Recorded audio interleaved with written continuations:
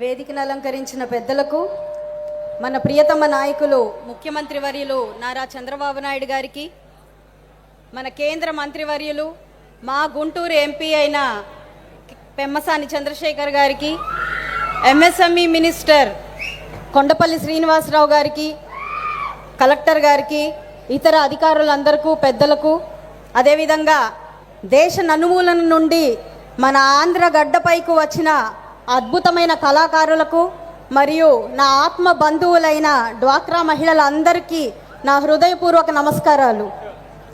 ఈరోజు గుంటూరు నగరం ఒక మినీ ఇండియాను తలపిస్తుంది. మన రాష్ట్ర చరిత్రలో మొదటిసారిగా జాతీయ స్థాయి సారస్ మేళాకు ఆతిథ్యం ఇవ్వడం మనందరికీ గర్వకారణం. ఇందుకు ప్రత్యేక చొరవ తీసుకొని ఈ మేళాను ఘనంగా జరగాలని స్వీయ పర్యవేక్షణ వహించి మన ప్రియతమ ముఖ్యమంత్రి వర్యుల చేతుల మీదుగా ఇది జరిగేలాగా చేసిన మన డైనమిక్ ఎంపీ కేంద్ర సహాయ మంత్రి వర్యులు పెమ్మసాని చంద్రశేఖర్ గారికి ప్రత్యేకమైన కృతజ్ఞతలు. ఈ 10 రోజుల పండుగ కాలం కేవలం వస్తువుల ప్రదర్శన మాత్రమే కాదు, ఇది భారతదేశ గ్రామీణ ఆత్మకు ప్రతిరూపం. ఒక మహిళ ఆర్థిక ఎదుగుదల ఆ కుటుంబం, సమాజం మరియు ఆ దేశ అభివృద్ధికి కొలమానం. మరి మహిళ సాధికారత అంటే కేవలం మాటలు కాదు, ఒక చేత కావాలి. ఆ చేతకు నిలువెత్తు రూపం మన ముఖ్యమంత్రి వర్యులు నారా చంద్రబాబు నాయుడు గారు.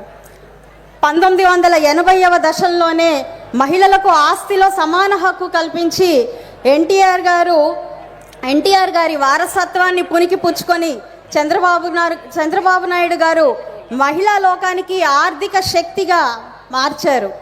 మహిళ ఆర్థికంగా ఆధారపడకూడదు, ఆసరాగా నిలవాలి అని 4 గోడలకు పరిమితం కాకూడదు, ప్రపంచంతో పోటీ పడే పారిశ్రామికవేత్తగా మార్చాలి అని ప్రియతమ ముఖ్యమంత్రి గారు తెచ్చిన డ్వాక్రా వల్లనే ఇదంతా సాధ్యపడింది అని చెప్పచ్చు. ఒక చిన్న పొదుపు సంఘంగా మొదలైన ఉద్యమం ఈరోజు ఆంధ్రప్రదేశ్లో కోట్లాది రూపాయల టర్నోవర్తో దేశానికే ఆదర్శంగా నిలిచింది.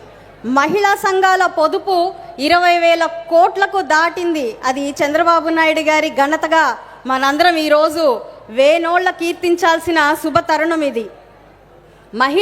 మహిళలను చంద్రబాబు గారు ప్రోత్సహించే విధానం, వారిపై ఉండే బాధ్యత చాలా ప్రత్యేకం. రాష్ట్రంలో ప్రతి డ్వాక్రా సోదరి ఏడాదికి కనీసం 1,00,000 రూపాయలు సాధించాలన్నదే ఆయన ఆకాంక్ష. రాబోయే ఏడాదిలో 1.75 లక్షల మంది మహిళలను పారిశ్రామికవేత్తలుగా మార్చాలి అన్నది ఆయన కల.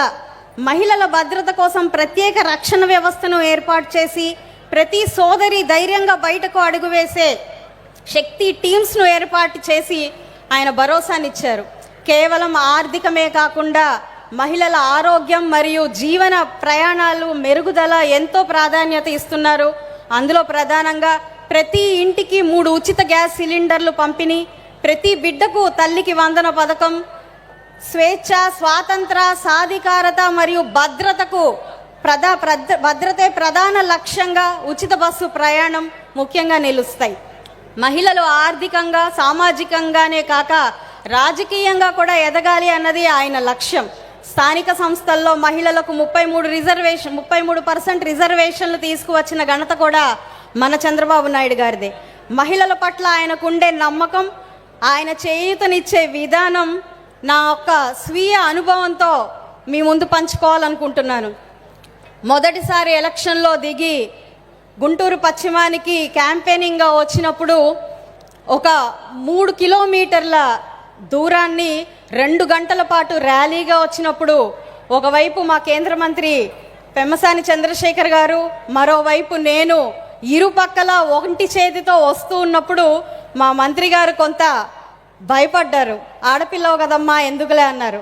కానీ చంద్రబాబు నాయుడు గారు మీరు చేయగలరు, ఇది మీకు సాధ్యపడుతుంది, మీకు అవకాశం ఉన్నంత మేరకు చెయ్యండి అని చెప్పి చాలా ప్రోత్సహించారు. ఆ చర్య గుంటూరు పశ్చిమలో ఎందరినో అబ్బురపరిచింది. దానికి ఈరోజు నన్ను బేష్ అనేలాగా చేసింది. దానికి కూడా కారణం మన ప్రియతమ నేత చంద్రబాబు నాయుడు గారు. అందుకే సార్, నాకు మీరు ఎప్పుడూ కూడా అభినవ పూలేలాగా కనిపిస్తారు. నాడు చదువు మాత్రమే ఆడపిల్లకు స్వేచ్ఛ ప్రసాదిస్తుందని, ఆడపిల్ల చదువు కోసం ఉద్యమం చేసి మహాత్మాగా నిలిచారు ఆ పూలే. అయితే నేడు సాధికారతతో, స్వేచ్ఛా స్వాతంత్రాలతో, ఆత్మగౌరవంతో ముందుకు సాగుతున్న ప్రతి తెలుగు మహిళ గుండెల్లో మీరు అభినవ పూలేగా, మహాత్మాగా చిరస్మరణీయంగా మిగిలిపోతారు. మరి నేడు మీతో, మీ ఆలోచనతో, సంస్కరణలతో తోడ్పాటును అందిస్తున్న డిప్యూటీ సీఎం పవన్ కళ్యాణ్ గారు, పైనుంచి ఆశీర్వాదాన్ని అందిస్తున్న మంత్రి నరేంద్ర మోడీ గారు, త్రిశక్తిగా, త్రిమూర్తులుగా మహిళలను ఆదిపరాశక్తులుగా మారుస్తున్న మీ విధానానికి పాదాభివందనాలు తెలుపుతున్నాను సార్. మహిళా సాధికారత మేళాలో మహిళా పక్షపాతి అయిన మన ప్రియతమ ముఖ్యమంత్రి వర్యుల సమక్షంలో ఈరోజు మహిళా ఎమ్మెల్యేగా ఉన్న నా పశ్చిమ నియోజకవర్గంలో ఈ అద్భుతమైన కార్యక్రమం జరుపుకోవడం, మీతో ఈ వేదిక పంచుకోవడం నిజంగా నా యొక్క జీవితంలో ఒక చెరగని ముద్రలాగా, ఒక మంచి అనుభూతిలాగా మిగిలిపోతుంది. దానికి ఆ అనుభూతిని అందించిన మంత్రివర్యులు పెమ్మసాని చంద్రశేఖర్ గారికి, అవకాశం ఇచ్చిన చంద్రబాబు నాయుడు గారికి, ఇతర పెద్దలకు మీ అందరికీ పేరు పేరున నమస్కారం. జై హింద్, జై శ్రీ శక్తి, జై చంద్రబాబు నాయుడు, జై తెలుగుదేశం. ధన్యవాదములు మేడం. ఇప్పుడు మన గౌరవ మంత్రివర్యులు ఎంఎస్ఎంఈ గౌరవనీయులు శ్రీ కొండపల్లి శ్రీనివాస్ గారిని